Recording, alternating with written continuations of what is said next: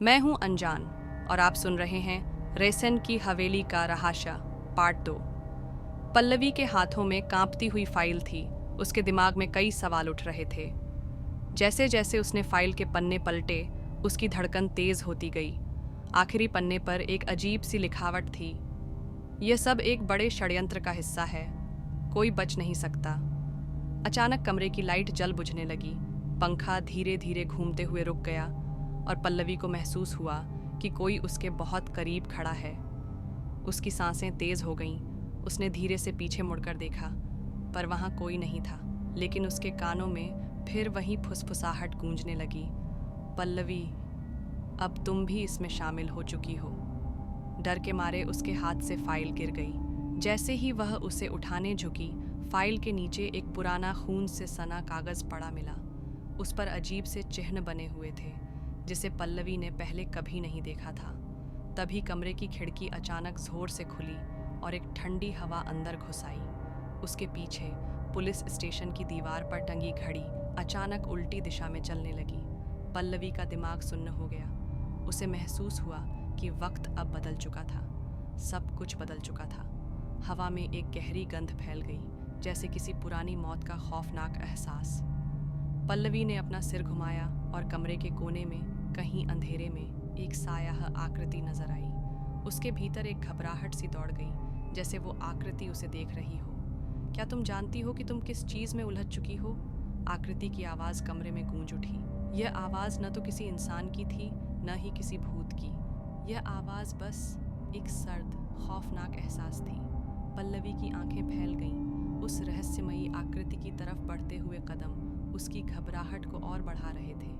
हर कदम के साथ वह महसूस कर रही थी कि वह एक ऐसे राज से जुड़ने वाली है जो उसकी कल्पना से भी कहीं ज्यादा खतरनाक और रहस्यमय है। हड़बड़ाकर वह पुलिस अधिकारी के पास गई, लेकिन आश्चर्य की बात यह थी कि पूरा पुलिस स्टेशन सुनसान था। हर मेज कुर्सी धूल से भरी थी, जैसे वहां सालों से कोई आया ही ना हो। पल्लवी कांप उठी।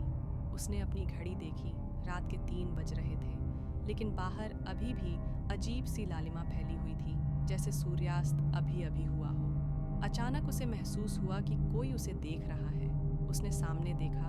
पुरानी लकड़ी की कुर्सी पर एक आदमी बैठा था, जो उसे घूर रहा था। उसकी आंखें काली और गहरी थीं। चेहरा सफेद पड़ा हुआ था। तुम्हें यहाँ नहीं आना चाहिए था, वह धीमे से बोला। उसकी आवाज जैसे दूर से आ रही थी, बहुत धीमी और डरावनी।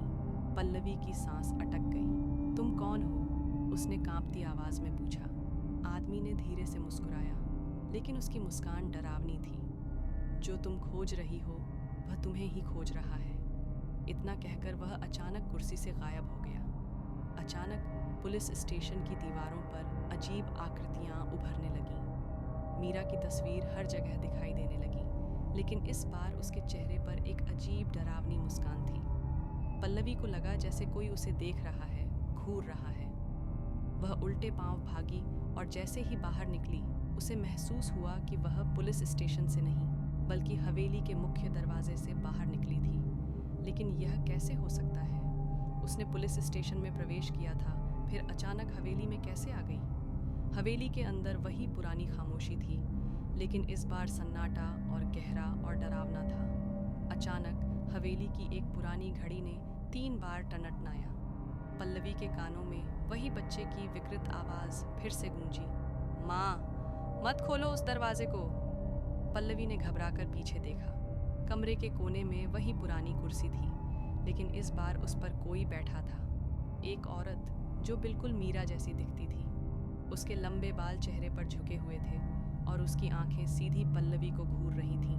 और फिर वह औरत धीरे धीरे उठने लगी। पल्लवी का दिल तेजी से धड़कने लगा। वह अब जान चुकी थी कि इस हवेली में छुपा हुआ रहस्य और भी गहरा था। उसकी आंखों में डर की लहर दौड़ गई, जैसे किसी बुरे सपने में फंस गई हो। वह घबराकर कमरे से बाहर दौड़ी, लेकिन जैसे ही वह दरवाजे तक पहुंची, एक गहरी और खौफनाक आवाज आई। तुम नहीं जा सकती पल्लवी। फर्श पर उसके कदमों की आवाज गूंज रही थी।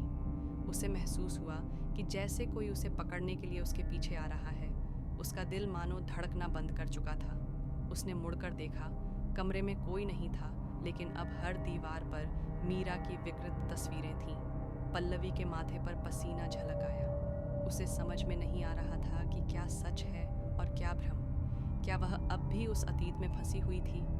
अचानक कमरे में एक गहरी सांस की आवाज़ आई, जैसे कोई बहुत करीब खड़ा हो। पल्लवी ने भय से आंखें बंद कीं और एक तेज़ झटका महसूस किया, जैसे कुछ ने उसे पीछे से खींच लिया हो। वह मुड़ी, लेकिन इस बार उसने देखा कि मीरा की वह परछाई अब उसके सामने खड़ी थी, बिल्कुल जीवित जैसी। मीरा की आंखें जलती हुई चुप्पी से उसे घूर रही थीं। उसके मुंह से कोई शब्द नहीं निकल रहे थे, लेकिन उसका चेहरा एक गहरी रहस्यमय मुस्कान में बदल चुका था।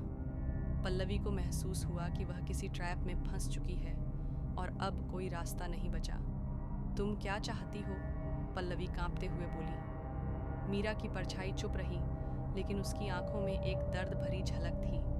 अचानक कमरे में एक तेज आवाज आई, जैसे कोई सामान गिरा हो। पल्लवी ने देखा कि कमरे के एक कोने में वह पुराना अलमारी खुला पड़ा था। वह बिना सोचे समझे उस तरफ बढ़ी, लेकिन जैसे ही उसने अलमारी की तरफ कदम बढ़ाए, अचानक एक गहरी ठंडी हवा आई और उसके शरीर को जकड़ लिया। एक अजीब सी ताकत ने उसे अंदर खींच लिया और पल्लवी खुद को पुराने खून से सने कागजों में घिरा हुआ महसूस करने लगी। तभी अलमारी से एक पुरानी डायरी बाहर गिर पड़ी, जिसमें पन्ने चिपके हुए थे। पल्लवी ने फटे हुए पन्नों को खोलने की कोशिश की और उस पर लिखे शब्दों ने उसके शरीर में सिहरन दौड़ा दी। यह हवेली तुम्हारे पूर्वजों का पाप है और वह पाप तुम्हारे साथ अब तक है, कोई नहीं बच सकता। और तभी पल्लवी ने देखा कि उस डायरी के पन्नों के बीच एक पुरानी फोटो थी, जिसमें मीरा के साथ किसी औरत की तस्वीर थी, जिसका चेहरा अब घेरने वाली परछाई की तरह बदल चुका था। क्या यह वही महिला थी जो इस हवेली के अंधेरे रहस्यों के पीछे छुपी थी? पल्लवी का मन घबराहट से भर गया और उसे लगा जैसे वह कभी नहीं निकल पाएगी। एक अजीब सी आवाज़ पिघली हुई हवा में गूंज रही थी। अब तुम भी इस हवेली के साथ जुड़ चुकी हो पल्लवी, हमेशा के लिए। क्या पल्लवी इस रहस्य से बाहर निकल पाएगी, या फिर यह हवेली उसे हमेशा के लिए अपनी गिरफ्त में ले लेगी? अब इस रहस्य को जानने के बाद वह खुद को कैसे बचा पाएगी? अगर आपको यह कहानी पसंद आई हो तो कृपया इस वीडियो को लाइक और सब्सक्राइब ज़रूर करें, ताकि हम आपको और भी डरावनी और रोमांचक कहानियों से चौंकाते रहें। क्या आप भी इस रहस्य को सुलझाना चाहते हैं? तो बने रहिए हमारे साथ।